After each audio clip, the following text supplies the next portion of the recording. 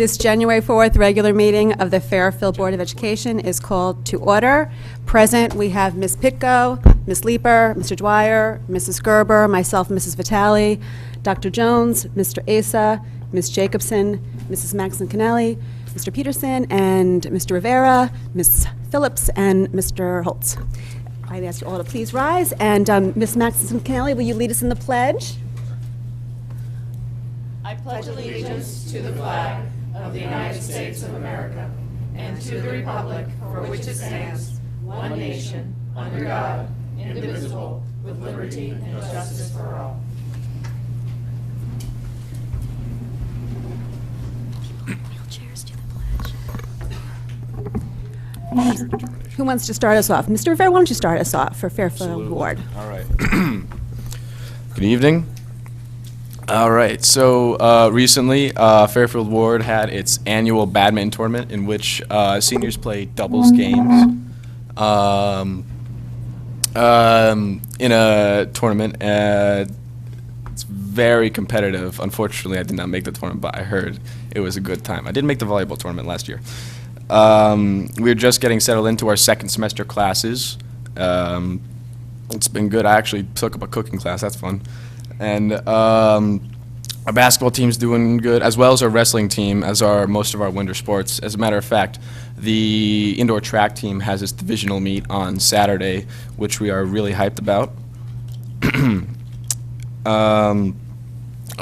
Recently, our innovation center has started to get a lot more use. Like, I went there for my physics class, and it's great. You can connect your computer to the TVs. They got a VR headset.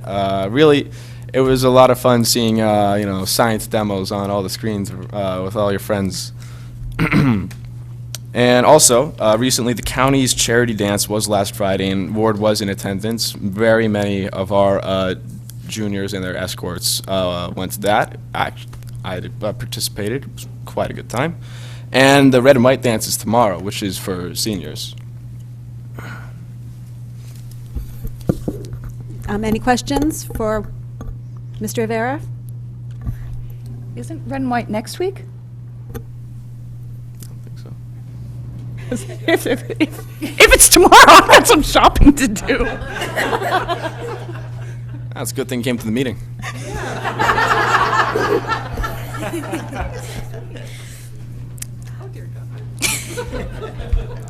If somebody could just verify the date of the red and white and just send a little email to Ms. Maxon Canelli, that would be good. Ms. Phillips for Fairfield Ludlow. All right, so the Ludlow Ward joint fencing team is actively participating and winning against schools from the area and beyond thanks to an influx of dedicated team members. This weekend, novice fencers will have the opportunity to battle against each other in a statewide event in Guilford, so stay tuned for more on that. As mentioned, the vast majority of Ludlow juniors enjoyed the annual Counties Dance, raising the roof, and donations towards local organizations benefiting children and teens. Oh, it's also course selection, that fun time of year, and students are ecstatic with Ludlow's current options. We've got courses ranging from 3D animation to the study of nature and literature, and all the way to financial algebra and crime scene forensics. So it's pretty safe to say that students are able to pursue every single one of their interests at Ludlow. We've also got 8th grade parent night. Middle school parents and students are preparing from the massive jump from 689 Uncowa Road to 785 Uncowa Road. February 9th marks the start of this annual process, with teachers and curriculum leaders curbing any and all pre-high school worries regarding academics, community, sports, clubs, and everything in between.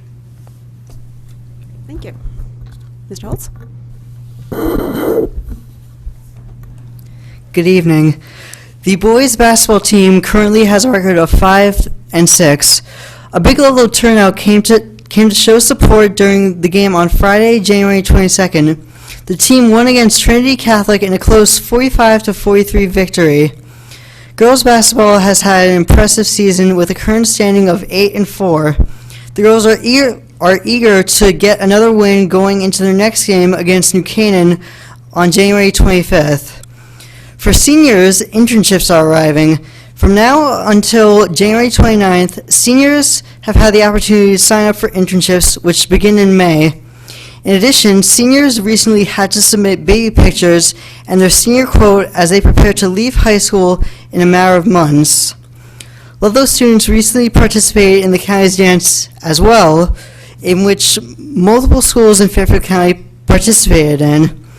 The High School Scholarship Foundation is the beneficiary of a donation from the County Assembly's Scholarship Fund. Thank you. Does anybody have any questions for our students?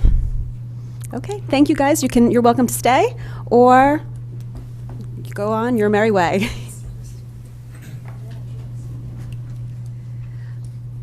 Public comment?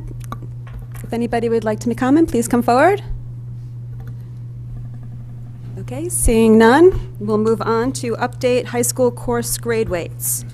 Dr. Jones? I'm inviting the headmasters to come forward.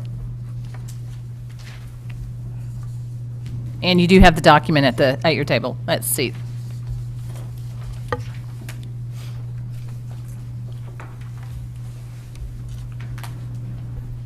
Thank you, David Ebling, Headmaster of Fairfield Ward. Nice to see you all again, and we'll definitely check on that red and white date for you as soon as we can.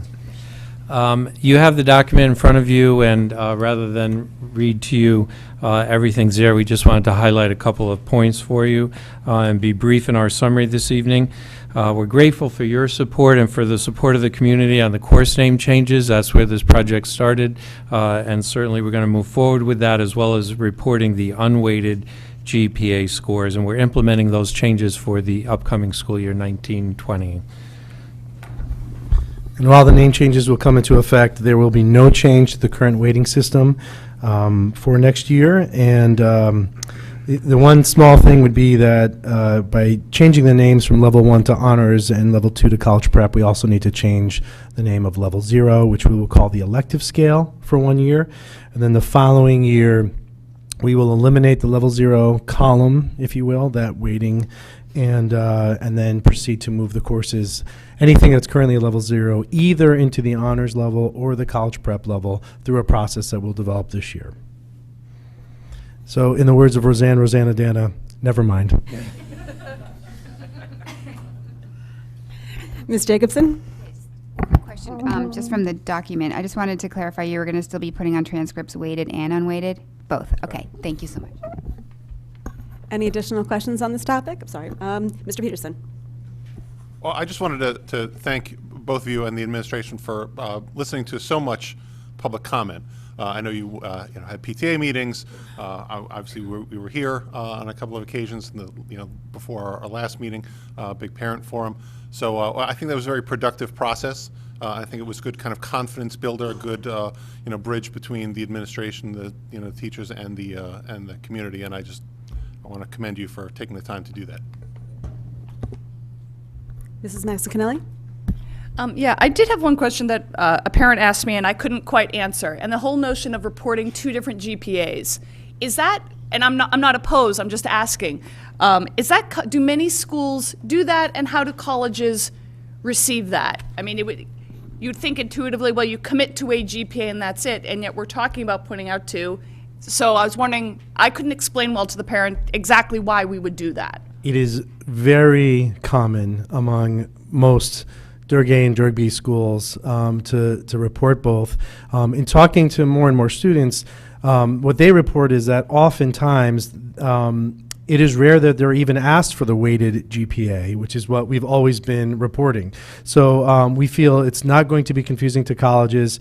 In fact, as we read through the comments from as we surveyed the colleges, many of them say we'll create our own unweighted GPA if one is not provided. So in a lot of ways, we feel this will be a benefit to students. Colleges are still going to reweight whatever system they use. They might throw out the elective courses. They might add weight to AP in their own system. But what we thought would be helpful is for students in their comparison to other students and where they stand and what the colleges might be looking at, that they would have a sense of that with the unweighted GPA. But it is very common. Okay, very good to know. I did have one other question, and I don't have an answer to this, but throwing it out there as one concern that doesn't quite get addressed by this, and I know I understand what you're doing with those level 0, and obviously we'll see how well that works out, how data gets crunched for how that's impacting GPAs, et cetera. My concern is with the course offerings that were of the core classes that clearly that level 0 was fulfilling a need that a student was choosing not to take it at the college prep and not take it at honors level. I give the example of pre-calculus, of calculus, where having that option of the level 0 was clearly, and what I don't know is what those enrollment numbers are. So then it could be, well, we barely hold on to a section, in which case the point I'm making now is moot. But if in fact it has a robust enrollment, that implies a need for that. And so that's something that I retain as a concern for addressing the needs of students who are still pursuing, an aggressive math curriculum, but don't view themselves quite at that honors level. Now, it could be that in asking the teachers of those levels, they say, oh, they could handle honors, they just they wanted to reduce something off. I don't know what the reason is. I'm just concerned that it's fulfilling a need that now might not be addressed. And as much as we may hear about differentiation, there's a distinct difference between those two. And so I'll just voice that as a concern and for you to address on your own, but I'm just worried about that. Thank you. Any additional comments? I'd just like to reiterate what Mr. Peterson said. I thank you both for the time that you put into this before you brought it to us and in the last few weeks just meeting with the public. Thank you. Thank you.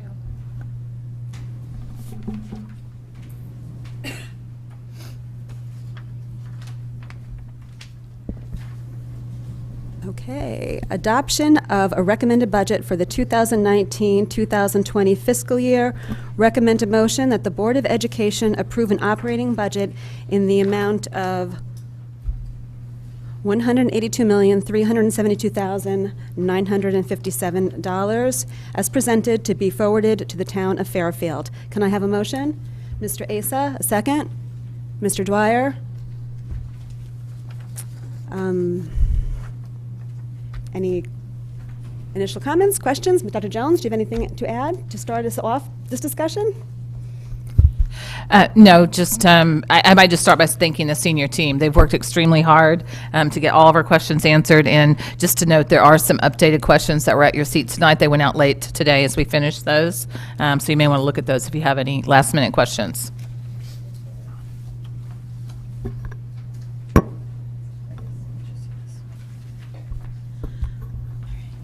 This is kind of more of a housekeeping amendment, just because there have been a few changes since our last meeting.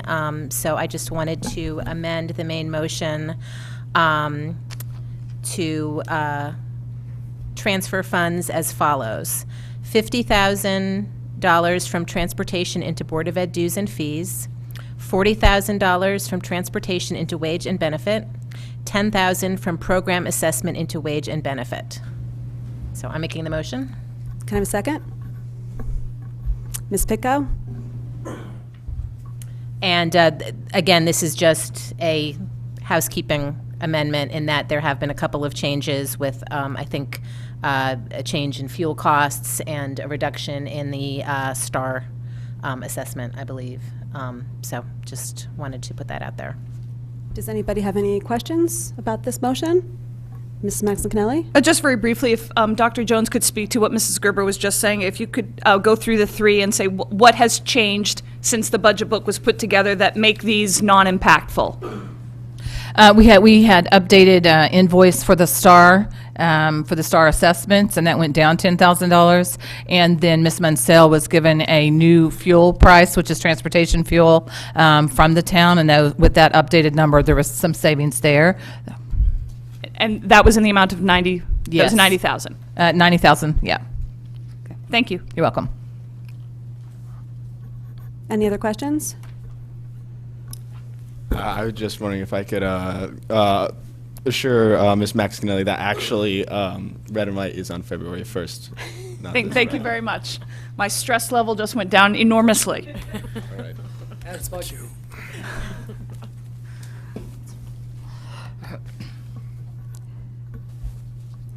I know. Any other questions? This is voting items. We'll go to the public. Any members of the public like to come forward and speak to this? Seeing none, back to the board.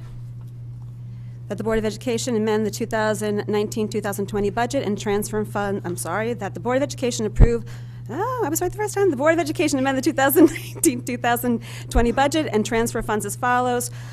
$50,000 from transportation to BOE dues and fees, $40,000 from transportation into wage and benefit, $10,000 from program assessment into wage and benefits. All in favor?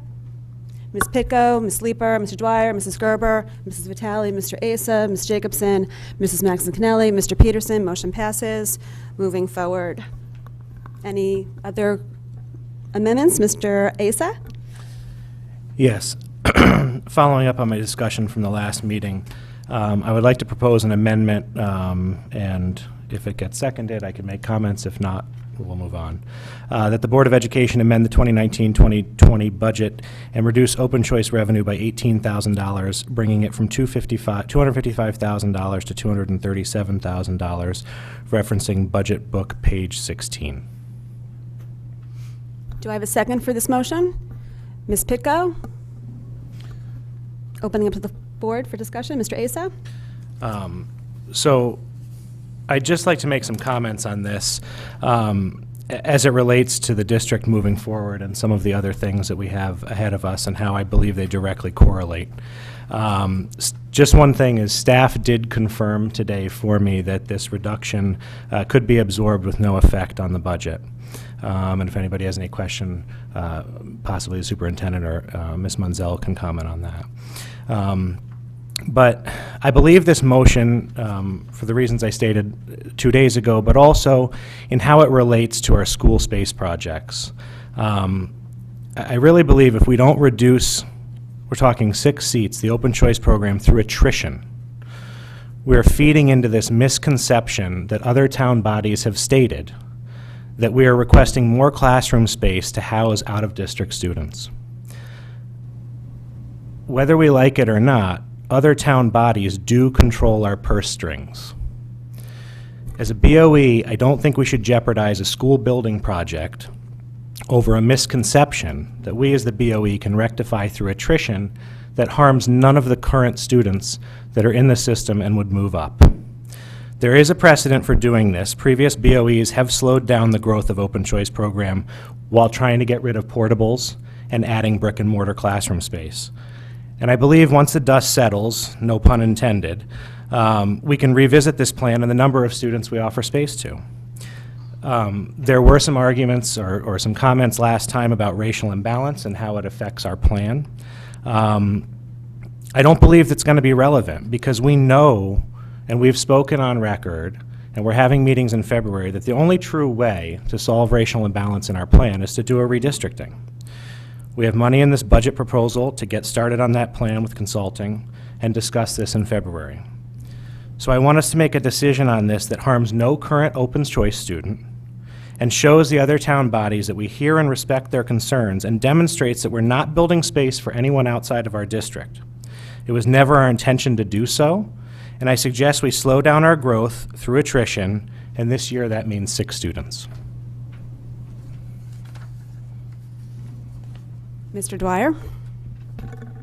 After the meeting, Mr. Acer had indicated he was not going to pursue this, so I'm not as prepared as I would have as he decided to pursue it today anyways. I think Mr. Ace is wrong on a couple of points. This board has never been the one to choose how many students we can afford to accept. That has always been a management decision that they look at the enrollment projections and where we can fit students in that do not change the number of sections in a particular school in a particular grade. Most students come to us in K through 2, and so they very carefully look at that and only put a student in a grade and in a school where they feel there's enough headroom to absorb that student without making an impact. Mr. Tracy, who was our interim superintendent, did a 10-year look back at the open choice program. when the original complaint was made by the Board of Finance that these students were costing us money. And he determined that based on the enrollment and the number of sections, that only occasionally, once a student got to 4th or 5th grade, they were already in the class, but then somebody from outside the community moved in, enrolled in that grade in that school, and that cost us to go into another section. And therefore, you could make the argument that if we hadn't accepted the open choice student, we wouldn't have had to add. But that's after 3 or 4 years that the open choice student has been here. And what he determined was that this is a net income producer. A net income producer. Think of it as one section a year. $50,000, $60,000 cost of a teacher in that elementary school. Does this board really want to say, for the cost of $50,000 or $60,000, we're going to turn down $280,000 of income? I think any of you who are in business, if you could spend 60 and gross 280, you'd say, I'll do that in a New York minute. The second objection I have is to suggest that this has no impact on the racial imbalance plan. I don't believe it's appropriate for this board to change the racial imbalance plan that was voted by this board through a budget action. You are effectively changing a plan that you've sent to the state with unanimous vote by this board, and I believe this would require us to alert the state that we've changed our mind, that we have changed the plan. And we can't change a plan without their approval. So I think the motion on its face is ill-timed. As I said last Tuesday, I don't mind a debate on open choice, but we ought to have that debate as a debate on open choice and not try to fit it in the middle of a budget discussion. So I think it's just not timely. We will require to report to the state, and that will require early discussion with them and a question as to where we stand with complying with the state's plans, regulations. There was a comment about, well, this has to do with facility planning. At the meeting on Tuesday, I made a comment that we have about 800 open seats. The staff, with Mrs. Maxon Kennelly's question, it's in the pages here, question number 15 on page 4, said the actual number is 733. Every member of this board knows that I kind of deal in round numbers, but the actual number is 733. The best practice planning is to plan for 90% occupancy. You can never fill every seat. This board knows that. So if you take away that 10%, you're still at about 253 vacant seats. And those seats already include the current open choice students. They're included in the projections. So to suggest that we just don't have the room in 253 open seats to fit 6 or 7 or 8, I think is also just not a valid argument, just as the money issue was not an argument. I know for myself, I take with pride that the state vests the educational planning in the Board of Education, not in the Board of Finance. To suggest that the Board of Finance should start dictating to us what programs we find of educational value to our students and what programs we think we have a responsibility to assist our neighbors in what has been a 20-year relationship. For whatever reason they give, because the only 2 reasons they've given is space planning, which is not a valid reason, and finances, which is not a valid reason. We talked about colleges a second ago. Colleges like diverse classes. They could fill their campus with valedictorians and National Honor Society people, all from New England, but they don't. They take great pride in saying we have students from all over the country, we have students from various demographic backgrounds, and that enriches the educational experience. I think the same is true with the open choice students. It is a vast benefit to them, but I believe it's a benefit to our own students who are able to interact with students from Bridgeport, because when they go out to college in the work world, they are going to be working in a diverse society, and this is a benefit to them to interact with open choice students. Mr. Acer and I have a different viewpoint on that. It's clear. He made his points on Tuesday, and I did too. He's made his points tonight. I have also. I don't really think it is helpful to this board to have a half-hour debate where he and I are just going back and forth and back and forth. But I feel strongly on this issue and cannot support Mr. Ace's motion. Thank you, Ms. Pitko. Since I seconded the motion, I thought it was only appropriate to talk of why I'm in favor of it. I agree with Mr. Asa in that moving forward in big, huge facilities conversations we're going to have in a month from now, I was elected by the people of Fairfield to represent the students and the staff, and so I'm trying to keep that in mind when talking about these big issues. Thank you. Could I make one other comment? You certainly can, Mr. Dwyer. Through you to our finance director. I'm a little bit confused by the 18,000 will not have an impact. If we reduce our income by 18,000 and we pass the same expense budget, are we asking for more money from the town, from their tax dollars as a result? Or in order to have a net zero impact, we would have to find an expense somewhere in the budget to reduce? I'm not quite clear as to the answer that was given and the impact of reducing income by 18,000, because my past experience has always been if we reduce income, we have to find an offsetting expense. What my comment was is that for 18,000, the open choice money is used predominantly for salaries, and 18,000, as we saw in my report on Tuesday, salaries are so volatile and change from day to day that for $18,000, I didn't think it was worth, cutting the budget for $18,000, that we would absorb that 18 in salaries somewhere. Okay, so that's an administrative decision to say it's not worth changing the budget, but indeed you're, in your own mind, reserving $18,000 of expenses to reduce in order to, quote, balance sometime over the year.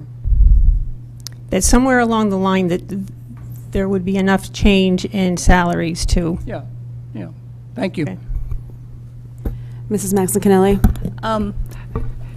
I'm not going to claim to completely understand the comments that were just made to me. This is a very clean issue that if the board were to move ahead with this motion, we are either raising this budget $18,000 or we need to find an offset and reduce it. If we are cutting a line, the math now does not add up. That 18,000 then has to be cut from another line, or this amendment has to change because it's no longer for 182,372,957. Yeah, we spent all day on this because it was very confusing to us at the beginning as well. You have to think about this in what you have in revenue, because we're just talking about the revenue. Your total budget does not change as far as what we are requesting. What you're seeing in revenue, if you actually look at the line for 1920, is only 8.9 million of the entire budget. So when you reduce this, it doesn't reduce the totality of the budget. It's reducing these extra revenues that are coming in. It is, I know it's, but if you look at the revenue, that's why you don't see the entire budget here in revenue. But if You I only could have- ask, if you spend every dollar that is budgeted You'll be at the end of the year, you'll be 18,000 short. Well, I think it goes back to what Ms. Munsell was saying, is that salaries are so volatile that we never. I understand that, Right. but if you make the assumption that we Yes. spend every dollar that's budgeted, we will have to find 18,000 somewhere to balance the budget. Yes. Okay, that's the only point I was making. We can defer what that decision is and leave it to staff to find it somewhere, but indeed, we will have to find it somewhere. It'll come from somewhere, but it will be, generally, that's where we talk about the turnover and all those areas that are volatile. And this is such a small amount of money. Okay, again, if this is something the board moves forward with, I'm not comfortable. I definitely hear you that this is not something that would be impactful. The math doesn't make sense to me, but that's really not the point I want to get stuck on, but I just,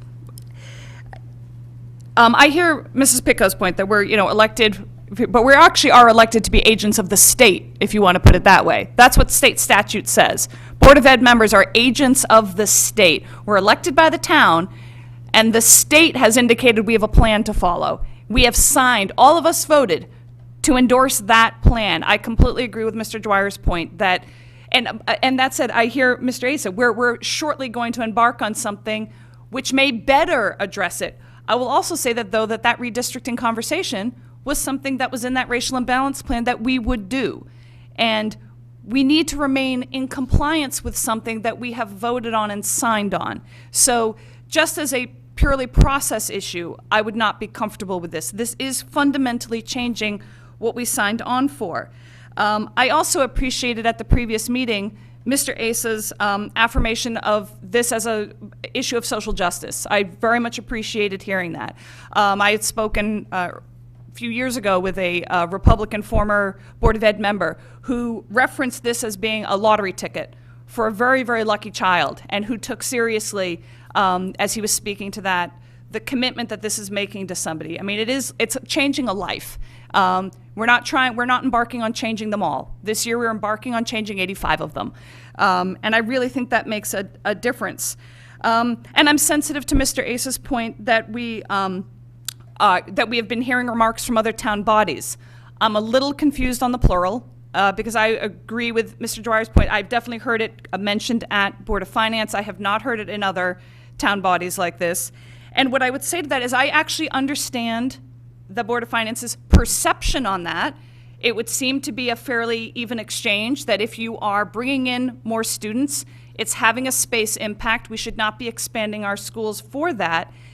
That's a perception. I think it's our job to educate about that and come forward with the facts, which is exactly what we have gone through for the past couple of years, countering those 2 points of, and which is why I asked the question, I wanted the specific data point. We have 15.2% as a space allowance here. We have 733. If we were to take the 85, that's 6 seats. I don't see the compelling reason to deny our own plan and to deny what we have set out to do with that. Again, to counter it with facts, which is what we've worked hard to do, and I wouldn't want to, because we're still having to do that argument, back away from this idea. Again, I'm sensitive to the point you raise. I just don't see that grappling with ignorance, we should just give up. We need to keep educating on this point, and that if the perception is still existing, that simply means we need to do that job better. And, fair point regarding, as I said, about the February discussions. I think that is going to be very impactful, but I do still fundamentally believe that this would change that plan and our commitment. So I would join Mr. Dwyer in not being able to support this amendment. Mr. Asa? Okay. And I don't intend to go back and forth in debate. I just want to touch on a couple things that were said. And let me go backwards with Ms. Maxon-Kennelly and Mr. Dwyer. So we talk about the plan and amending the plan and abiding by the plan. The plan says 100 students, okay? So in essence, this budget is for 85 students, which puts us in violation of the plan. So the argument on its face doesn't hold water to me, because we're not abiding by the plan and we have until this spring or summer to do it. So it appears to me by this budget there's no intention to abide by the plan. With regards to Mill Hill and the discussion from Board of Finance, to Mrs. Maxon Kennelly's comment, I was actually at the Board of Selectmen meeting when we went in front of them and presented the ed specs and everything, and there was actually a lot of pushback from all three members of the Board of Selectmen with regards to a plan, a different type of plan in essence, but they wanted a plan from us, and they wanted to know what we were doing with regards to redistricting, with regards to open choice. Both of those topics were stated on the record at Board of Selectmen. Okay? Now, we can argue and go back and forth whether we need to give them the plan that they want and whether we should, but it was stated. And with regards to Mr. Dwyer's comment on diverse campuses, and I agree with that. But we're talking about 6 kids right now. My point is for 6 kids right now. And I'm not saying do away with the program. I'm saying use attrition for the next couple of years. And to touch on one more thing, with regards to the comment that most kids are placed in K through 2, I think that had been a past practice. Last year, I believe there was 12 kids placed in high school. Now, I believe the intent of that was good by the superintendent because she was trying to do her best to abide by the plan. But to me, if the reason you're putting them in is for the racial imbalance plan and you're putting them in high school, it didn't make much sense to me at the time. And I don't believe it's a net income producer. We're not turning down $280,000. We're talking about $18,000. So again, I don't want to belabor this. I appreciate the comments of both of my colleagues on the board. I think it's healthy for us not to agree on everything and discuss and debate things in a diplomatic manner. So thank you. Any other comments on this? I could, but I won't, because I think we know. We're good. This is a voting item to the public. Any members of the public like to comment on this? Seeing none? Oh, oops, I'm sorry. Sorry, I didn't see you.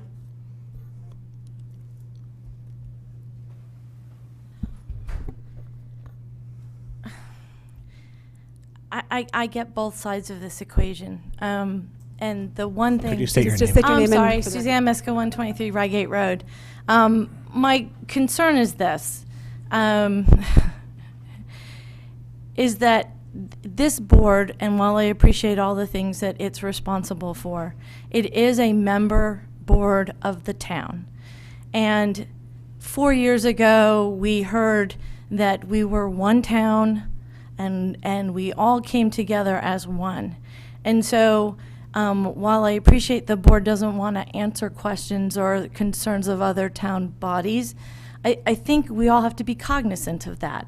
The concern is that this budget and what you're now discussing, that discussion has been long overdue. A redistricting plan hasn't been discussed. It's been kind of tabled. And yet while it's been tabled, we're moving forward with building projects. So it does stand as a member of the public. I'm curious as to what you're all attempting to do. To hear that we have empty seats and we're building 504 schools, that needs to be addressed. As a taxpayer, I want to understand what your direction is, where you are going, and how you're going to get there. And I agree with Mr. Dwyer that this is probably not the right time in a budget to be doing it. But this is the second item that I've sat and listened to that you're all discussing some grand plan while trying to back into numbers or discuss something in the budget. So I do think that this board needs to start being cognizant of what the other bodies in town are saying. The taxpayers want to understand what you're all trying to do. You want us to support you. It's our tax dollars that are supporting you.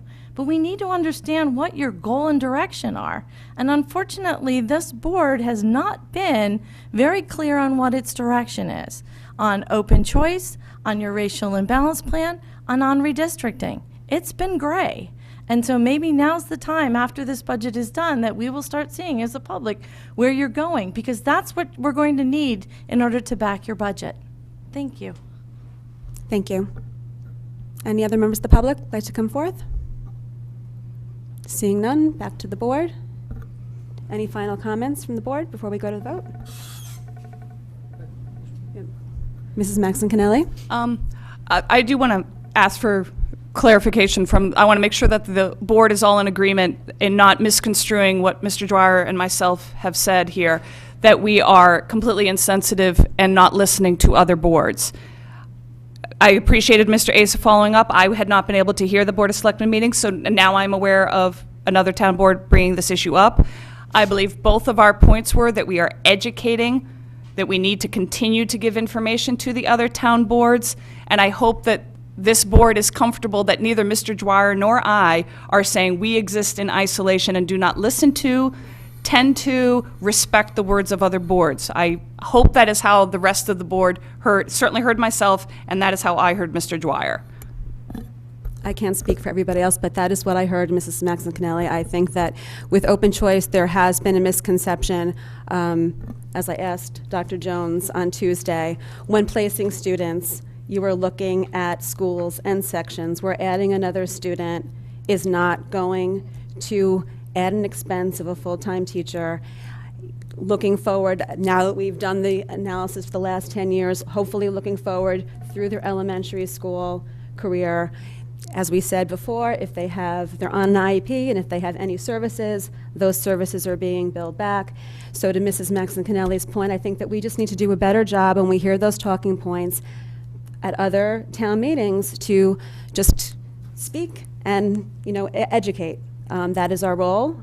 So I will not be supporting this motion.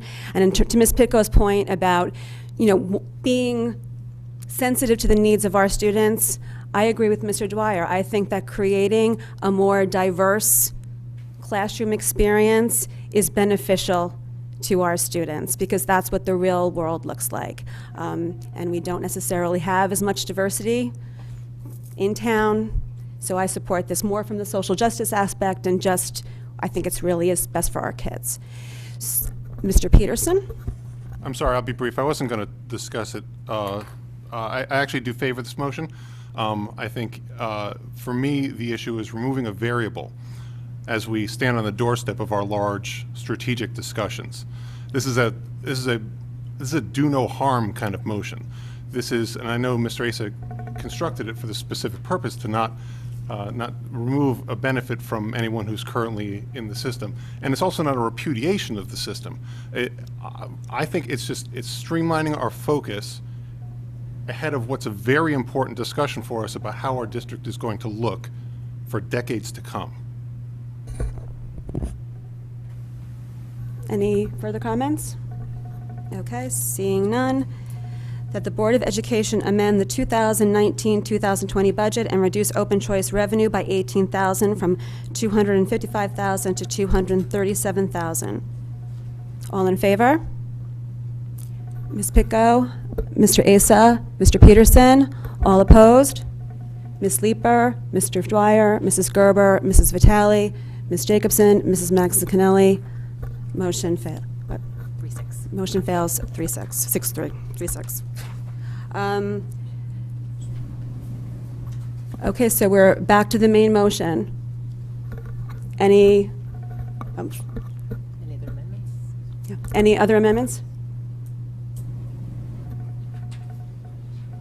Any other final questions, discussions before we vote?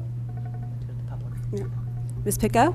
I just really want to thank Dr. Jones and the staff. We had a lot of questions over many days, including myself yesterday and this morning, and they were very diligent on answering everything we asked. And thank you to the board. I think we did an amazing job vetting this budget, going through every line item. So thank you. Mrs. Gerber? Ms. Pitko beat me to it. I was going to thank Dr. Jones and the staff, first of all, for putting this whole budget together and for answering the scores of questions that we had in a very thorough and expedient manner. It was really helpful to see everyone else's questions as well. And I support this budget, and I hope the rest of the board does. On behalf of everybody who has not spoken, and thank you, I think that we all, appreciate all the hard work, appreciate its long hours and on the weekend, and kudos to board members for the depth of your questions. I would, Ms. Munzel and Dr. Jones, if there's anything that suggestions for next year that we can help make your job easier or streamline it, I would appreciate hearing it. And same thing for board members, just in terms that there was a lot of questions and I know a lot of back and forth. So it's just something to think on for the next year. Okay. To clarify, the one amendment moved line items, so the total amount stays the same. Correct. Yes. Thank you. You were nervous about me there, aren't you? No, I just wanted to, in my own mind. It's okay. To the public, any public comment before we vote? Okay, seeing none.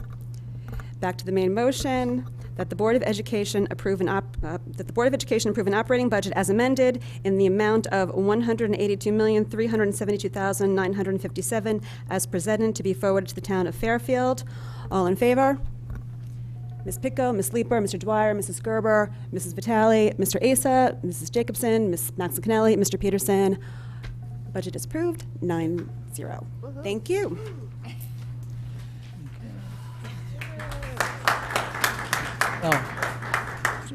If I can comment, 2 years in a row, unanimous budget vote.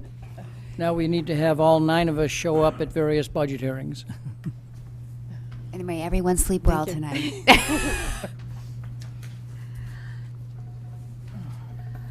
Okay. For the board goal discussion, it's really not a huge discussion. I just wanted to swing back with everybody to confirm we have February 20th and February 27th on the calendar right now for our discussion on facilities. There was some back and forth. I had some ideas of all of us getting around a conference table and having a more informal setting. That presents a challenge to Fair TV to film us that way. So I think that we will be keeping this setup for our discussion just so we can have the meeting filmed, because I think it will be of interest to the public.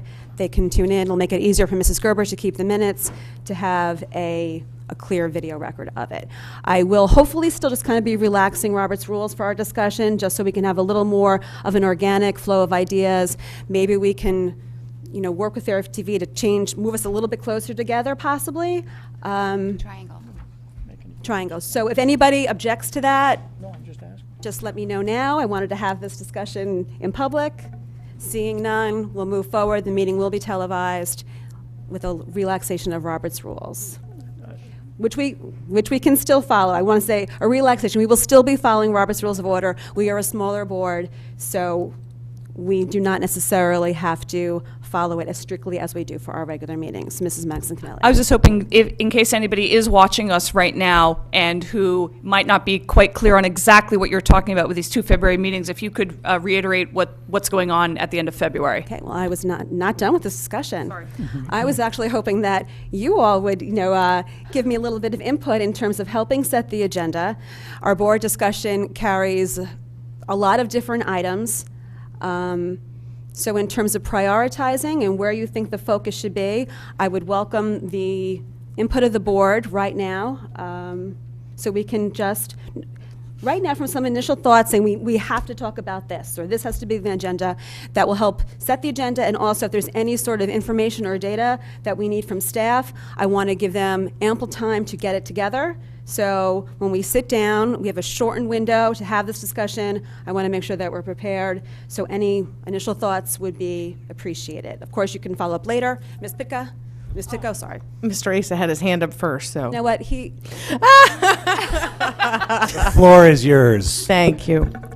I was hoping that on our agenda that we can talk about a charge for consultants for possibly looking at all of our facilities issues, including overcrowding at some schools, the ECC, possibly the Walter Fitzgerald campus, putting in scenarios on Mill Hill, because I know that we have not actually had that discussion if it's 504 or 441, and anything else the board wants to throw in there.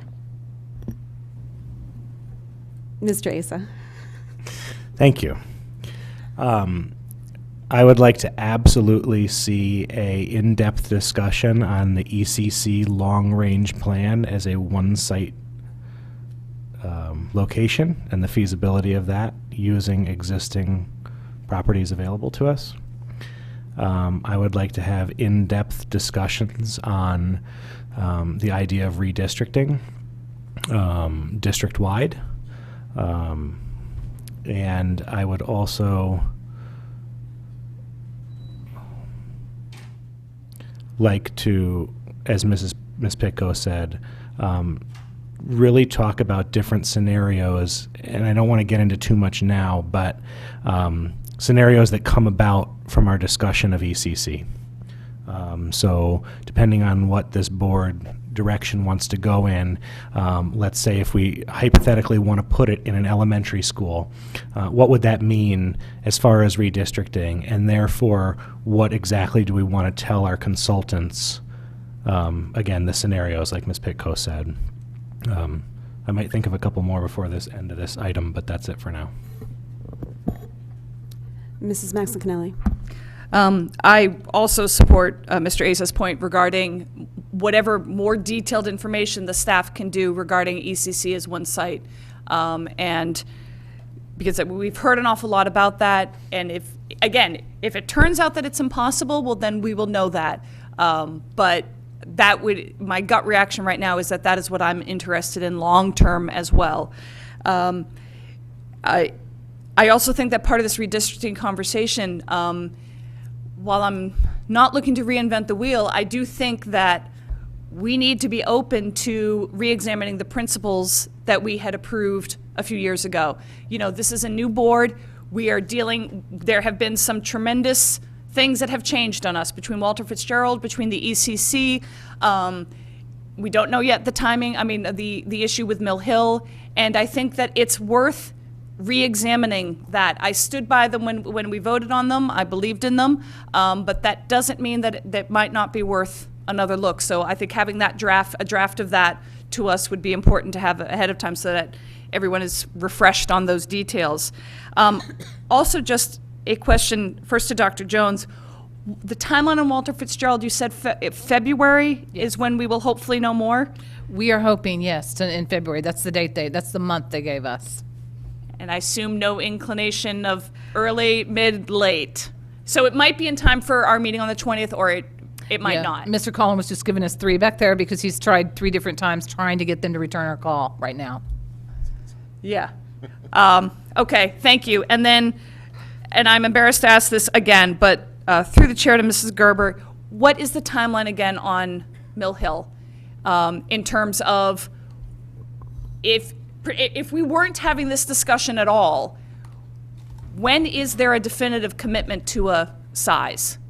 Well, the building committee, as of now, the tentative date that they are hoping to vote on the plans would be April 10th.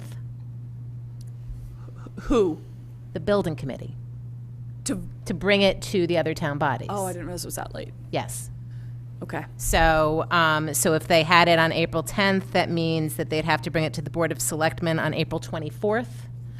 And then the Board of Finance, May 9th, and none of these are written in stone, so if I'm wrong on any dates, if anyone has an issue, this is tentative, this is hypothetical.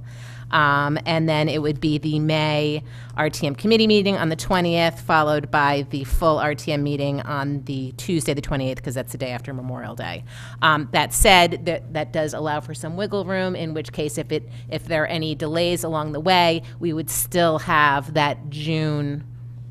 those June meetings to work on. So if things took longer, the building committee, there would still be time to get it to the Board of Selectmen, to the Board of Finance for their early June meeting, and still make it to the RTM for their June meetings as well. So there are 2 different scenarios depending, again, on the work. I mean, they just had a building committee meeting last night, and they are working on the plans. The architect is working on the plans.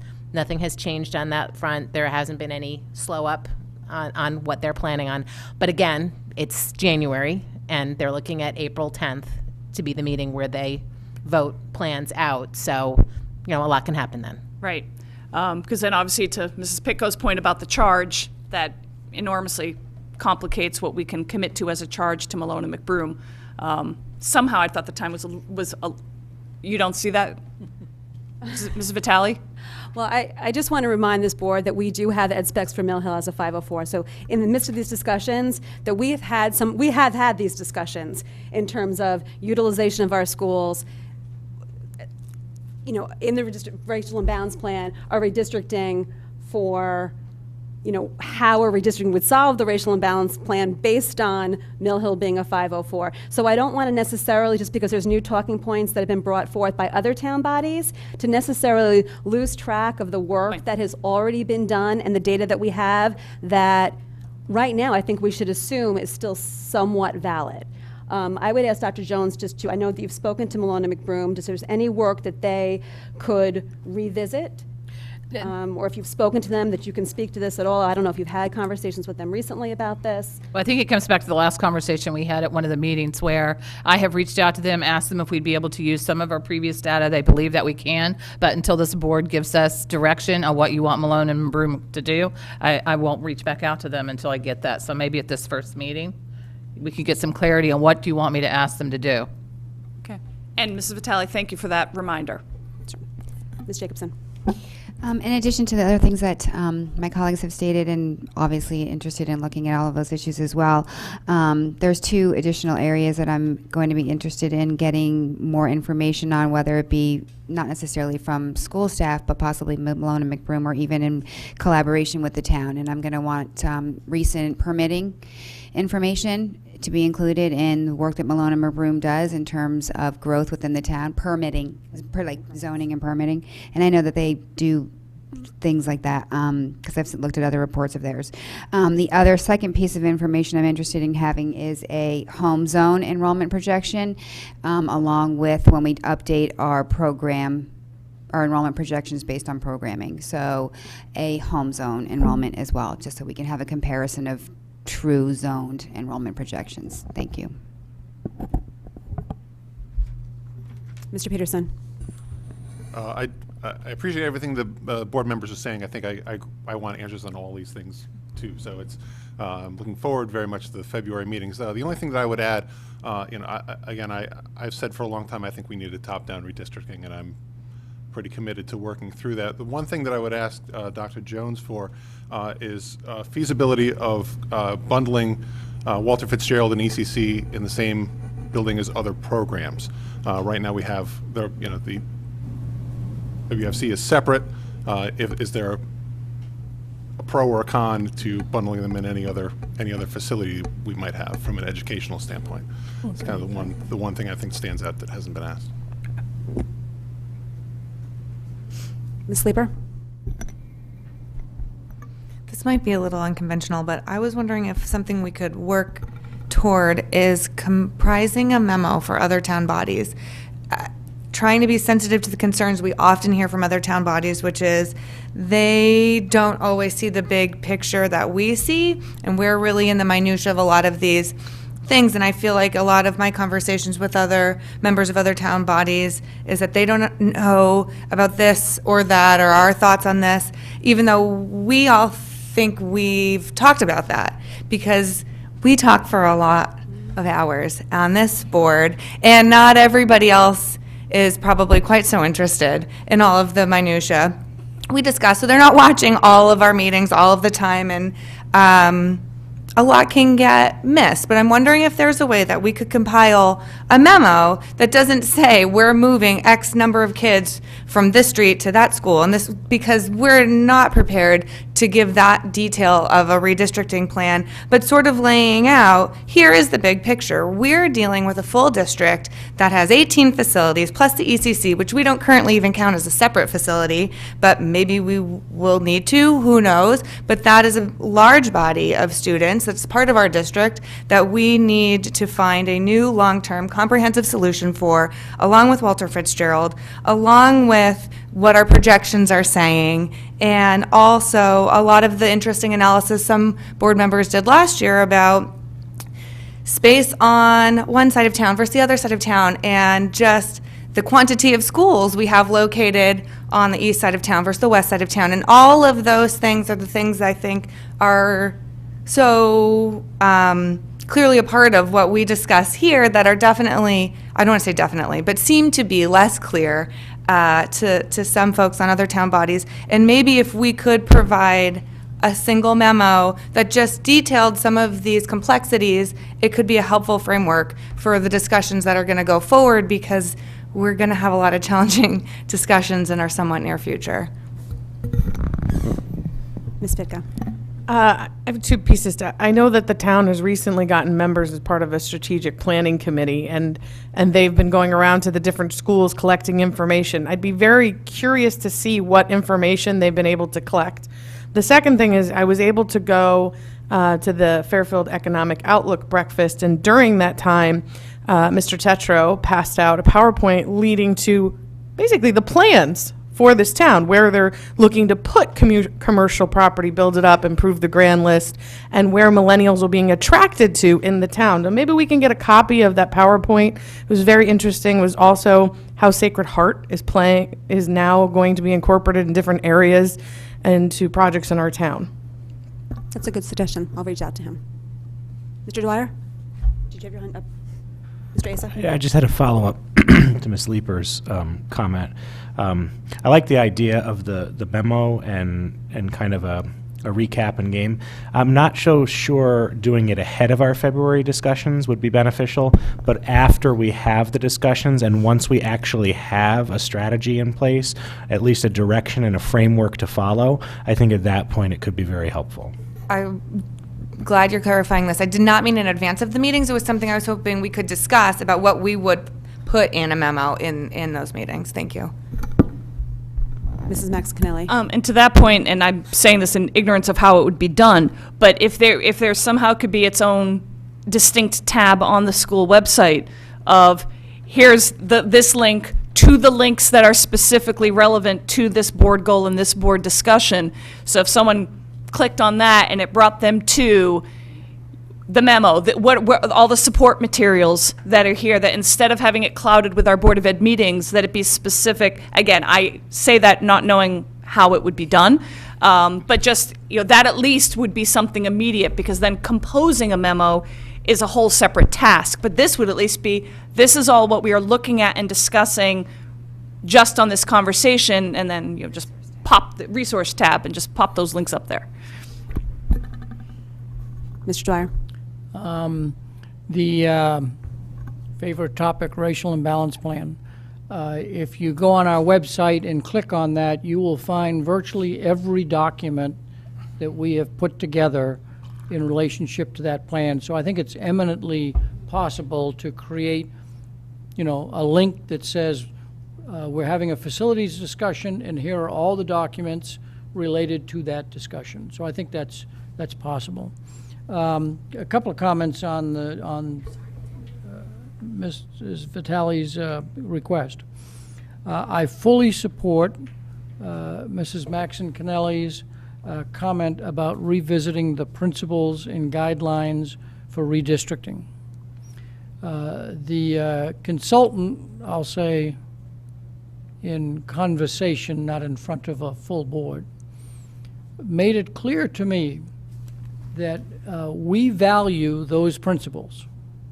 When we're designing an elementary school boundary, we value those principles. It is impossible to create a redistricting plan. No. You can create a redistricting plan, but when you try and accomplish all of those principles, it severely limits the options you can look at. And I think in revisiting those principles, what the board is really going to be asked, which ones are vital and which ones, in order to give us more flexibility, we would be willing to say, we'll pass on that principle. Because I will tell you in advance that if you say, no, all of these principles are important, the consultant will privately say, you've really tied my hands on flexibility to give you options.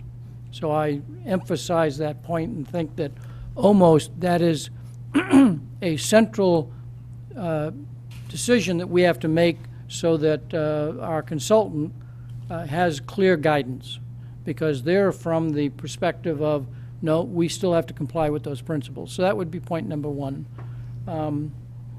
Point number two, I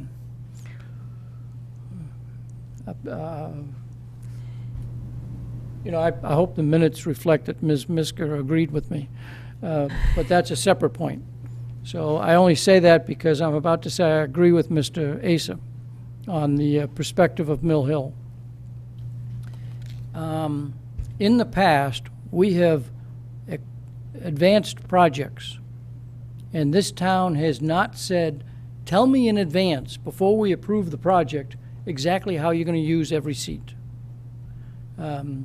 Because if you try and do that, you are saying, okay, here's how we might use every seat if you give us 504, and if you don't, here's how we might use every seat if you give us 441, and here's how we might use every seat if you only stay with 378.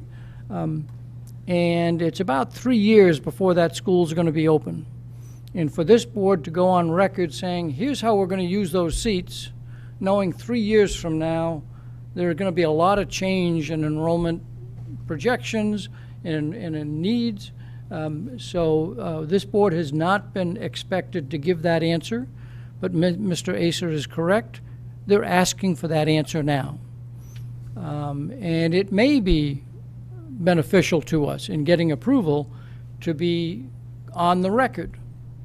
We're putting ECC there. We're going to redistrict this section of part of the town, and that's how we're going to fill those seats. We're moving the Walter Fitzgerald campus there. That's how we're filling those seats. There's a danger in that because as soon as you make that commitment, you'll have a different group of people in the audience saying, well, wait a minute, we don't like that plan because what you're doing we don't like. And suddenly you'll get arguments against 504, not because the consultant originally said we need those spaces on the west side of town because we need them on the west side of town, because this town values neighborhood school, small boundary areas. If we, and that's about to get to my third point, it may be that we should also have a discussion that when we all say, yeah, we value neighborhood schools, what do each of us mean by that? What is a neighborhood school? Because, a neighborhood school is a neighborhood school, and does that mean that every child has to be within a half a mile of that school, and that's what a neighborhood school? Or can the boundaries be created that are a little bit larger, and therefore the neighborhood school just has a larger attendance boundary section? And so what is a neighborhood school, I think, is another issue that is almost in conjunction with the principles of redistricting to say what is it that we're trying to accomplish that helps us define what this town is about. And I'll say as part of that, with Mr. Peterson's comment, we will never impact the overall cost of education if we don't make some fundamental change in neighborhood schools or other aspects, because as long as we continue to have small district boundaries and small classes, we will need buildings and classrooms in various places, and if that is what we value, then we ought to stand up and argue that point in front of the Board of Selectmen, the Board of Finance, and the RTM, and convince them that this is in the best educational interest for this town. But we can't do that unless we have some full-throated debate on those kind of issues. And so I would add that. And then the last comment I'd make is, from the public's point of view, are we going to put on an agenda that every one of these issues is potentially going to be talked about at any meeting? Because there's a lot of interrelatedness. If we do this with ECC, what does that impact Walter Fitzgerald? If we do this, how does it impact Mill Hill? And I think we'd be cautious that we don't start talking about a topic that has not been properly noticed, and then we get a concern that if I had known you were going to talk about X, I would have shown up. So I think with all of these issues here, we have to be careful about how in what order we do it, or that we notice on an agenda that at any given meeting, any of these topics could come into play for discussion. I'm done. Ms. Pitko? I just thought of one more thing to add to our list of documents, included with the long-term facilities plan, because I don't think a new parent watching maybe knows that that exists. Ms. Leeper? We've now said publicly for quite a while that we're interested in exploring a full district redistricting. And if we're now also introducing the idea of potentially augmenting the planning principles, maybe sooner rather than later is the time to start getting community input, because I believe the community, the planning principles we have were built by a committee with a lot of community involvement, and it was, my impression was that it was time consuming and an effort was made to get a lot of stakeholders. And I think this is going to be a challenging venture that we've all volunteered to take on. And if we could perhaps start sooner rather than later to bring the community in and to be a part of the discussion, and what will those hypothetically new planning principles look like, maybe we can make it slightly less bumpy. That might be naive, but worth perhaps looking into. Mr. Peterson? Just to that point, and what Mr. Dwyer said, I would be reluctant to tie this board's hands in terms of what we can discuss when. Just going into a meeting, I think we need to have kind of a rollicking, no holds barred, cage match of a discussion, and I look at you, I don't think anyone actually disagrees with me. I am very sensitive to the issue of community input. I having been, PTA rep, there's a lot of sensitivity to something that maybe has burbled in the background and just emerges into plain view. And I think that a thing that runs through everyone's comment is that in this area in particular, it's going to be incumbent upon all of us to be advocates for what we're doing and to get the word out as much as we can, to make sure that people don't think that we're doing anything in the dark. But I do think that we need to have as broad a discussion as possible. If I can follow up on that. My real intent was to say a general agenda item that says long-range planning on facilities does not give the public enough notice as to the kinds of things we're going to talk about. And so listing all of these issues so that it's clear that at any given meeting, any of these things could come into play, because I think they will come into play. And my comment was only meant to make sure that we properly notice that. Point taken. Ms. Jacobson? I'm just following up on the community input piece. Perhaps in one of our meetings in February, the chair might contemplate some sort of a schedule when you're thinking about when we would be having possible forums, or how that might look, or the process or mechanism by which you wish to receive public input outside of a meeting, if any. My initial thought was Tell me now. We have two dates on the calendar, February 20th and February 27th. My thinking was the February 27th meeting would be our town hall. So we would have the meeting on the 20th, we would have a discussion, there would be, I'm sure, talking points coming out of that. It would be an opportunity for the public, at least to get some initial public feedback at the town hall meeting. We may, based on the discussion on the 20th, need to identify other groups to reach out to in a smaller setting. I don't have the answer to that. I think that is something that we have to talk about. And the communication piece, to Ms. Sleeper's point, I think that's a big part of it, and it's not just reaching out to the community, our school communities. These are our schools. This affects people that don't have children in the school district, and I think that we need to talk about ways to make sure that we're connecting with those people as well. Ms. Maxon-Cannelli, Mr. Asa. 3 quick points. First, through the chair to Mrs. Gerber, I know that you have been trying for months, reaching out to the PTAs for us to go and visit, and just a thought that maybe another push, but this time with the explicit full board goal, as we'd like to talk about this with your PTA, may we come in and do, just as a thought, and I know you've been contacted PTAs I know. multiple times. I will contact them again. I have mentioned redistricting. I have mentioned town hall meetings. I have mentioned the budget. I have only heard back from about half of the schools. I will do it again, but there is only so much I can do. I can't show up at somebody's house and force them to have us go to their meeting. Perhaps what comes out of our meeting on the 20th will trigger some responses to my numerous emails, I am happy to reach out again. But again, there is only so much I can do. I was in no way impugning your outreach effort, which I know is valiant and prolonged. So I'll perhaps also add to Ms. Vitale at PTA Council, if that can also be brought up there again. I mean, hopefully Board of Ed reps are listening. PTA Council reps will be there, and just as a suggestion, Ms. Vitale, I would go in with the names. These are the schools that are having us in. These are the schools that aren't. PTA Council reps, maybe go back to your PTA and find out from your PTA if this, and it's because they may not have the interest. That's their prerogative to invite us in or not. But Should I get the name right now from Mrs. Gerber and just, announce it? it actually crossed my mind, but it's that's above my pay grade. You're the chair. You can decide that. But We will reach out to PTA Council and PTA Presidents. I've also emailed them over the weekend and kind of given them a little idea of what's going on. So that communication, we will strengthen it.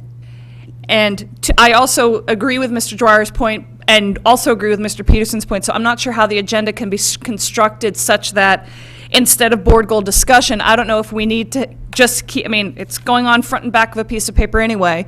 Maybe put the full goal on every agenda. Now, I know the problem with that comes, it's not always necessarily going to fall at that spot on the agenda. I don't know if there's a different way, and I don't think you can because it's a bylaw, how the agenda is constructed to indicate that this could be interjected in conversation. And I would also say, at some point, it's people's responsibility to tune into what we're discussing, and yet we know we're going to hear, I didn't know that was going to come up. So I'm not sure what to say to that. No, but I think that is a good point to me for the agenda, because the last time we had this, we did have the copy of the board goal written on the agenda. And after we have the 20th, I think that we will be more focused if we talk about facilities at our regular meeting.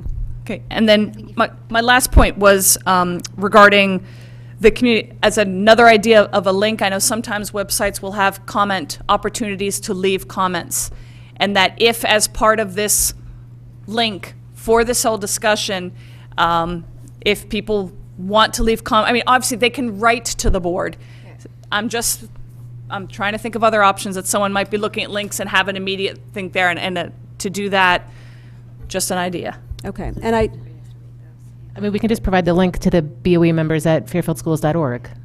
I just think if we're setting up another thing, it's going to complicate matters. If you have on that site, here, click on this to click to the Board of Ed members' email address, I think that's a lot better than sending it off somewhere that has to be utilized something. We should try to keep it as simple as possible. If you provide the link, which we have in past, to Board of Ed members at fairfieldschools.org, that should suffice, I would imagine. Okay, and I want to just bring us back to not getting too deep into what we're going to be doing. I'm really just trying to get the format for the meeting and not get too deep into discussions on these different points. Point taken, point taken. We can discuss this further on the 20th. Mr. Asa. Yeah, really quick, I just want to say that I have full faith in our chair and superintendent for constructing an agenda. I think they've heard everything, and I think they'll be able to do it. Okay. And finally, my only concern having the town hall on the 27th is I don't know if we're going to have accomplished enough in one meeting to have the town hall on the 27th. So I just throw it out there, food for thought. We might want to consider a town hall after having two of these meetings, because I can envision these meetings going a long time. And I don't know if one's going to be enough before we have a town hall, but I do support that format.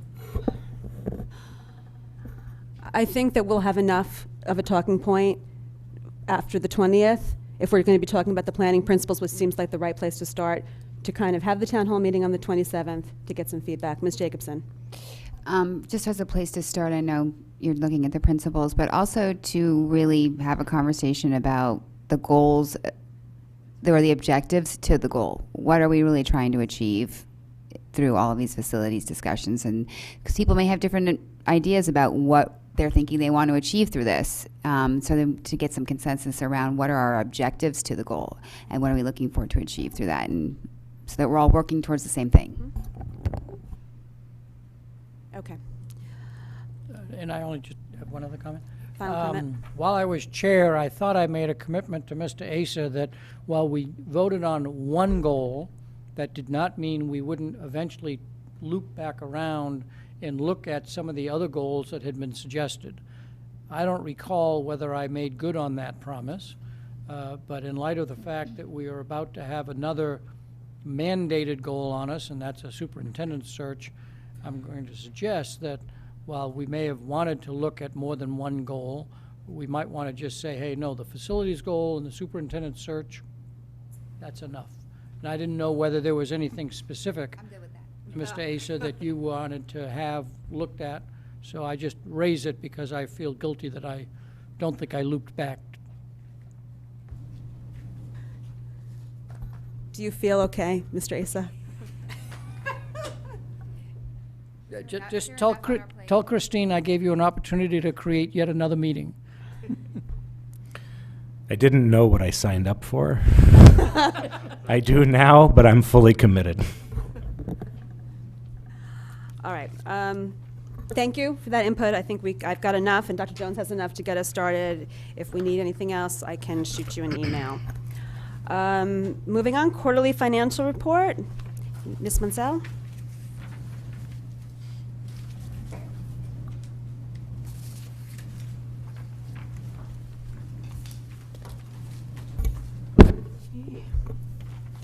Hi again. Doreen Munsell, Executive Director of Finance and Business Services. I'm going to concentrate first on the spreadsheet with the projection, which has the blue across the top. First thing I'll say about this, though, is I sincerely apologize for the size of this. When I had to go get a ruler because I couldn't sit here and go over numbers with you without the ruler, so I think it shrunk or something. Is it? I couldn't look at the numbers all day long this size. So the format's very similar to what we've reported before. The major classifications down the left of the sheet, and column 1 is what we thought at 12/31/18 our projected balances would be at the end of June. So the first category, I won't go over this again in detail. This is deja vu. This is what we went over the other on Tuesday evening with the negative $1,219,553 in salaries. The categories are a little different here, so the numbers won't necessarily match up, but they obviously total to the numbers that we went over the other night. Down to fixed charges, which are benefits. We have a good balance in life insurance and a deficit in disability explained in the budget book that we went out to bid, and we got new rates for this year. So those are the new rates, and luckily they offset each other. FICA Medicare has some funding up in wage and benefit, but it's also in a deficit position because of the salaries. And then the projected balance for pension is for the 401A. Down to pupil personnel services, it shows $206,984 is a positive balance here. That offsets negative balances elsewhere for special ed. So special ed at halfway through the year is, on target with their budget, their balance. So kudos to Mr. Mancusi. I really appreciate that. He's done a great job, and I'm just hoping that it stays that way. The next category is school expenses. There's a small piece there that's a district support, but the rest is school balances from the allocations. Support expenses, tuition for tuition reimbursements, some tech balances. Tuition for magnet school is a given based on our 10-1 enrollment, and then some balances in postage, copying. Then the big balance in instructional services. We had discussion about the big bulk of that is science. So there's a total for support expenses. Down to maintenance, we have some repair account, transportation. Regular transportation in and of itself is in a good position. It's the special ed that brings that into a deficit. Maintenance accounts have a small projected deficit.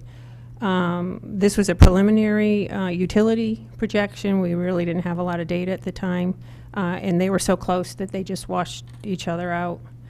And then capital special ed equipment for has a deficit, and so we have a small $7,410 deficit in that category. So in the end, the bottom line is we balance the budget by looking for those areas where we had positive balances, where they could be given up for the to cover the deficit. So going across, this is where this is different. In the blue columns 2 through 5 are give backs. We went to the departments and said, excuse me, do your projections for the rest of the year. Please identify balances that you can contribute towards the deficit.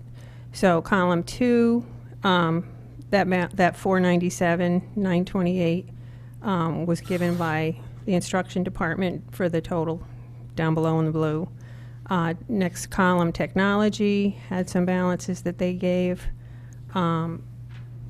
in support, and then down again in maintenance for a total of 273 down in the blue column, line 46. The schools, we asked the schools to give us back 10% of the balances that they had at the time we did this, the end of November. So that total came to 205. 205,102.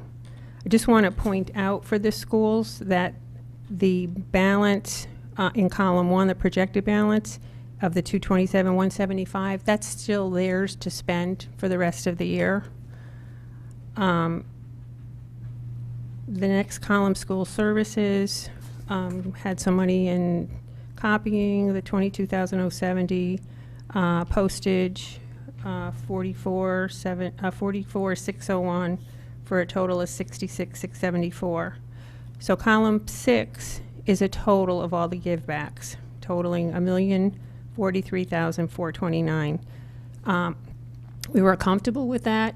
That covers the majority of the deficit. The rest is from residual balances here and there. They weren't identified as givebacks. Down below, the section below is the capital. We also, in addition to the money that we took back, we actually took out of those accounts and put it back into that reserve that we established last year in the support section. So that money is sitting there waiting to balance out these accounts. Down below in the capital section, we also asked, technology has $200,000 that's sitting in reserve, that's on hold. It's just, there's still a balance in the account for the tech department to do what they have to, but we're just holding that money till the end of the year, which we typically do anyway until we know that we're okay. And then the school equipment balances of 165. So there's that additional 365 in capital that will just sit there unless we need to buy something instructionally related or safety, related. That will just sit there till the end of the year. So that's in the nuts and bolts of that that document. If you have any questions on that. Mr. Asa? Yeah. With regards to the capital on hold, Mm-hmm. the 200 and the 165, 775, that money was earmarked for something, right? I mean, it's at the beginning, correct? Yes, I would imagine, especially for technology. Okay. For the schools, we don't ask them to, we no longer ask them to identify, during the budget process, to identify what actual equipment they need, because it's like 18 months out and it changes. So, you know, they have needs that are just on hold. You know, we ask if it's something, they ask, and if it's critical, we get it. If not, we hold it. Okay, so then I'm to assume that there's nothing in that balance that is at this point considered critical, that we're going to not do. Correct. Okay. Thank you. Ms. Jacobson. Before I get to some questions, and forgive the question, I want to understand the term balance a little bit better. So when we say a balance, do you mean that it is money left over from what was appropriated they've done everything they need to do, or is a balance just money that they haven't spent yet but is still somewhat allocated to an item? Balance that they project at the end of the year that they will not need. Left over. Right. Okay. Right. Now, this might be a good time to point out on the financial report itself, you know, these numbers, there's still a $16 million balance in here. So this doesn't have any of the projections in here. They've spent or encumbered what they needed to, but they know that something's coming down the pike in, you know, April, May, June, that they need to spend. So they put that in these numbers in the projection, but they're not in the financial statement yet. So, Okay. Okay. Excellent, thank you. And my second question is, in our current budget book that we have, where we have, where you guys have the 2018, 2019 estimated numbers, do those do not currently reflect these changes at this point, or they do? Were they built into the budget book or not? The numbers that are in the superintendent's budget book Estimated. are exactly the same as this. Oh, they are? They are. So they were built in? Same time frame. I want to make sure you're talking about the same budget book. Are you talking about 19, the one we just approved? Next year's budget book, the estimated column Yes. is, yes. Okay, so that's what I wanted to Just wanna make sure, clarify, I thought that yeah. she had the- Just wanted to know if they were still going to be looking lower, or if this was built in. So now that I know they were built in, that's excellent to know. Thank you so much. Do you want me to keep going with my questions? Okay. The maintenance, where am I at? The maintenance, the equipment maintenance, the 132, is that so not based on my balance question, that's just a balance, that's not money that was needed to be doing any type of maintenance services, correct? If I'm understanding the term balance, right?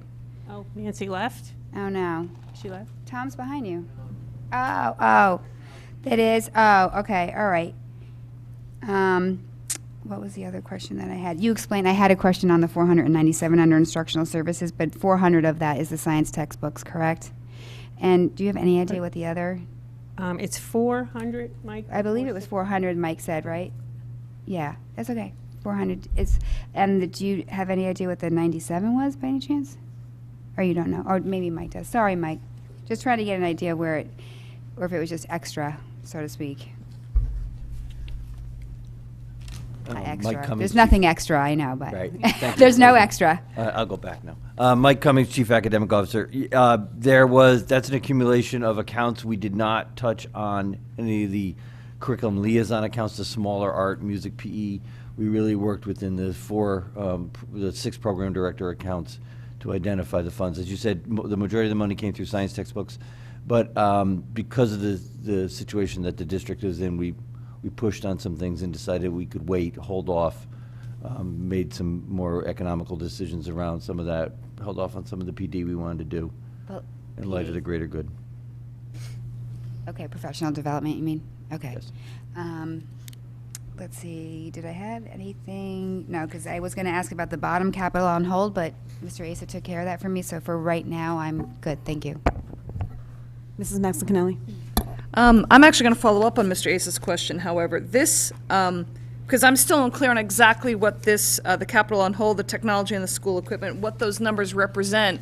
And I think the best way I could understand, in our current budget book, where are the pages or what are the line items that represent next year's version of what that hold is? Does that question make sense? Yeah, I believe if you look at like page 103 and you look at Burr. Yep. And you'll see their capital outlay. Gotcha. So generally that's used for things like, let's say we had to add an extra classroom and maybe the desk didn't match and the principal really wants to get, 4 more white desks instead of brown. So the classroom, has up-to-date furniture, or a cafeteria table breaks and they need another table. It's up to the principal's discretion. And if it's something that, even though it's on hold, if it's something they really, really need right now, because we've already started the year, so a lot of the needs when you start the year were taken care of. So as we go through most of it, they can kind of sit on. And what you find is by the end of the year, they have a lot of requests for flexible furniture and flexible seating.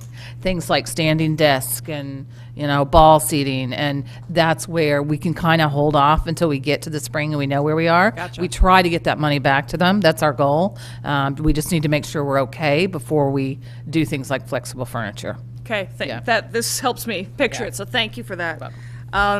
Next question is regarding, obviously we talked about the subs when we were going over the budget, so, because Neil said that 342,000 is quite a standout number. The measures that the measures and the controls that you have put in place, and I think you said they were effective back to December was when that came up as a topic. Do you see that perhaps this won't be quite as high? That it's based on I assume this number was selected based on the experience, but that because of measures that have been put in place, it won't end up being, and again, I don't want you forecasting on an unknown, but that hopefully this experience actually is going to improve. We actually did another update. It's got to be as of, I think, the end of last week. And that has improved to the tune of about $100,000. So it is moving in the right direction. Okay. Excellent. And so therefore, these things that are put on hold, that I'm just putting out there for the future, that as of the next quarterly report, can we know how that will then be, in what order that's released, or, what will still be taken care of? Is good. So number one, wonderful that the controls put in place are going to help improve that. But then maybe if we can have a day, okay, as that 1.2 is not quite as severe, what will we still be able to then address, is what I'm asking. As far as capital? As far as anything on here that has been put on hold. Let me add to that. That has improved. Utilities have gotten worse. Okay. So that's one of the reasons why the capital's on hold, is because this changes daily. So until all those ebbs and flows, settle down and we know exactly where we are, we hold on to those unless there's a critical need. Fair point. I shouldn't jinx us. Okay, thank you. And then I had one other favorable. No, I guess that was it for me. Okay, thank you. Any, Mr. Dwyer? I ask this every year. First, your opening statement that says are projected to be within budget. And I ask you how comfortable you are with that, and you always kind of hesitate. But in comparison to other years, how comfortable you are with the projection that we will balance our budget?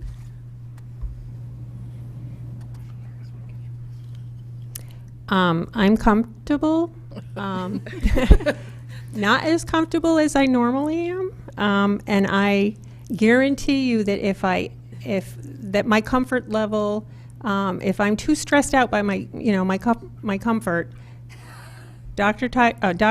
Jones will be the first to know, and I'm sure you guys will be the second to know.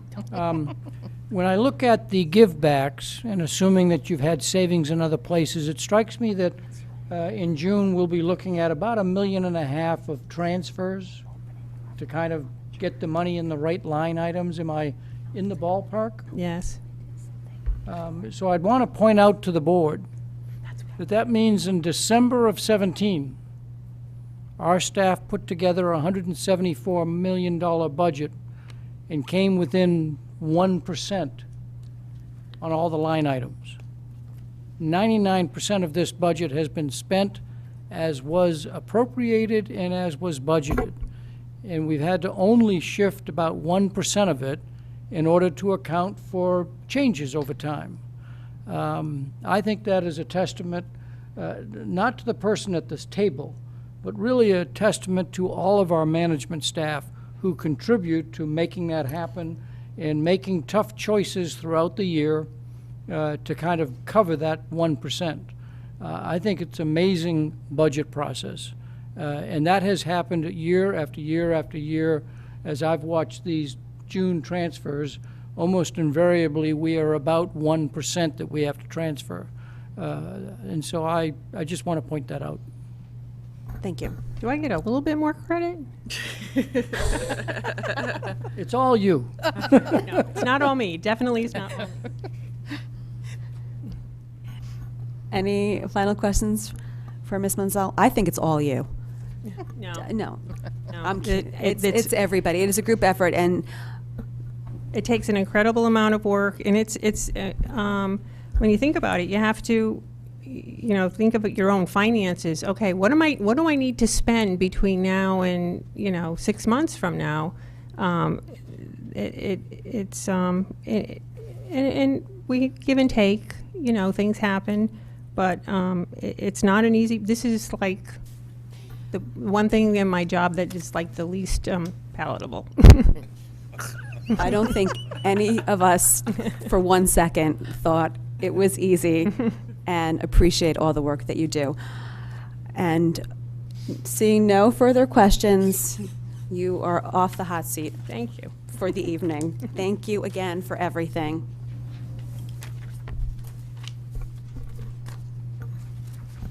Okay, approval of minutes. Recommend a motion that the Board of Education approve the special minutes of December 13th, 2018. Ms. Jacobson, have a second. Ms. Pitko, all in favor? Motion passes 9-0. Superintendent's report. Yeah, I'll just highlight a couple of things. First of all, we have sent out our letters for preschool, and I know the board saw some emails, especially from Burr, because that is where we're moving a program. So they're going through that transition like they did when we moved the Dwight program. And just reassuring the parents that have a 3-year-old that if they go to ECC Ward or ECC Stratfield, they are still grandfathered in to be able to attend Burr, which was under the pretense when they enrolled their 3-year-old there. We are starting also just our broader enrollment for pre-K, so you'll start seeing signs out in the neighborhood to get all of our enrollment in place for next year. Tomorrow, Burr Elementary is holding a career fair, so I will go and speak to elementary children and try to encourage them to become school superintendents. So we'll see how well that works in several years from now. We also, I just want to again say one more time to the senior team, I know they're getting ready to race out the door, but again, thank you for this work on the budget. It's been a tremendous amount of effort just to be able to make sure that we really do understand every single line item and we really believe in this budget and what's in it. So thank you to the senior team. That's it. Committee reports. Ms. Pitko? The next SEPTA meeting is Wednesday, January 30th, 7:30 at Fairfield Ludlow High School. SEPTA is celebrating 16 years this year, and they will be having an event. Please mark your calendars, Board of Ed members. It is April 6th at the Gaelic American Club at 7:10 p.m. I'll be sure I'll be sending an email out to you.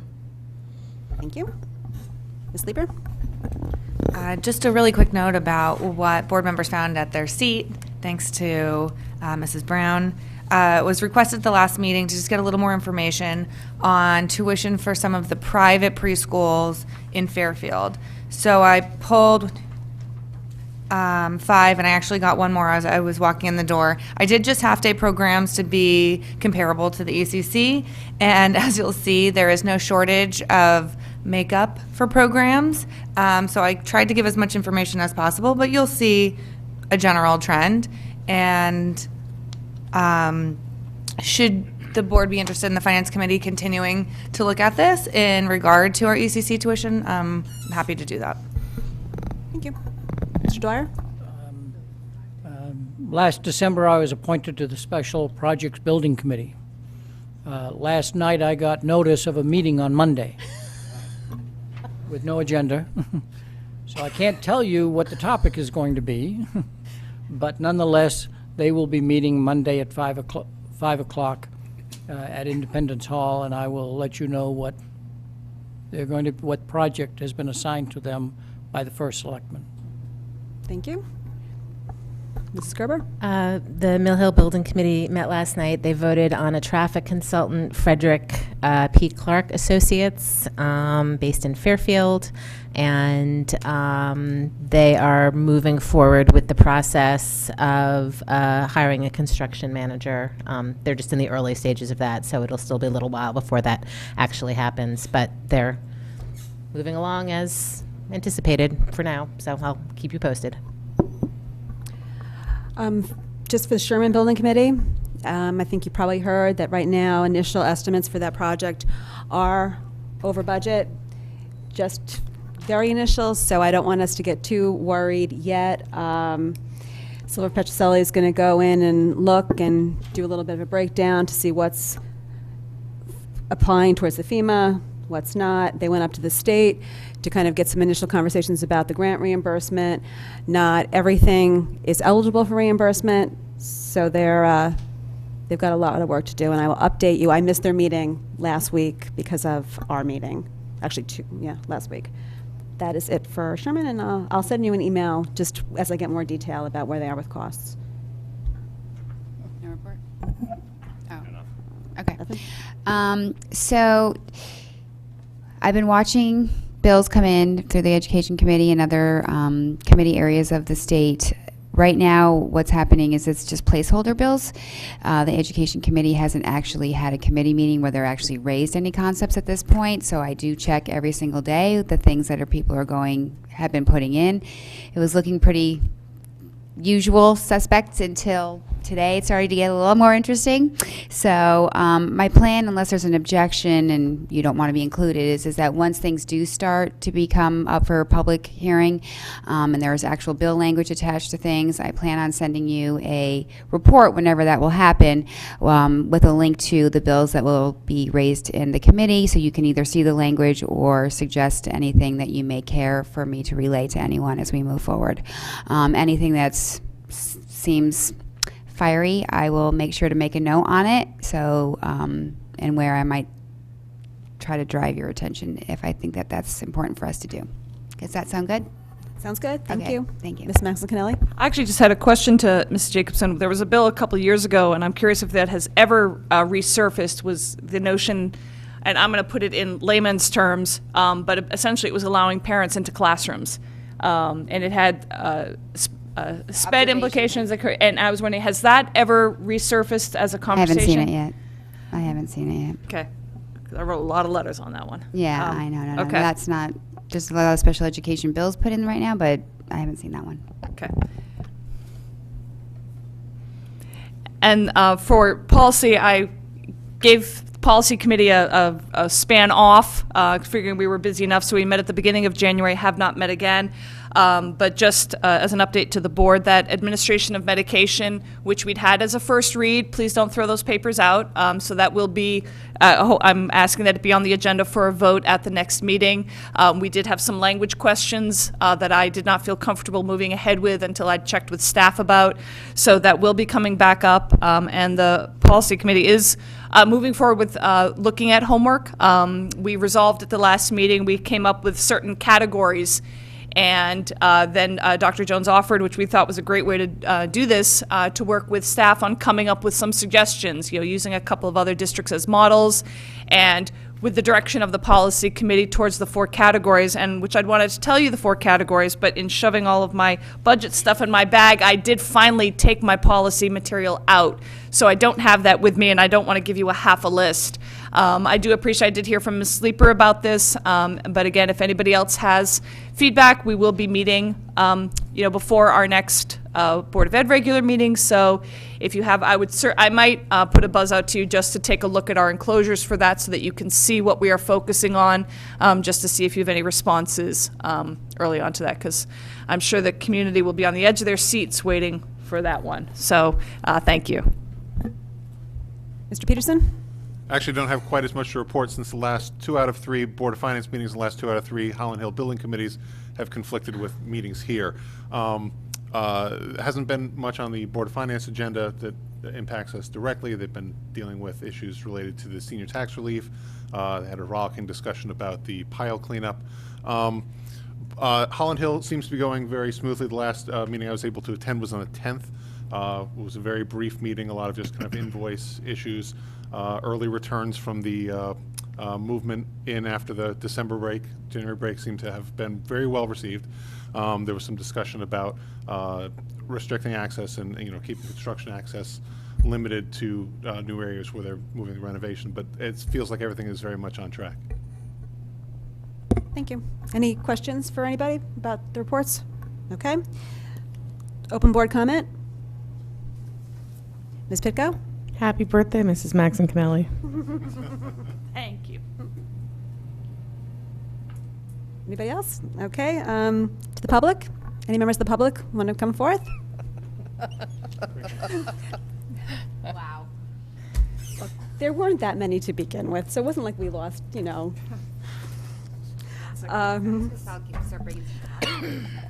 can I have a motion to adjourn?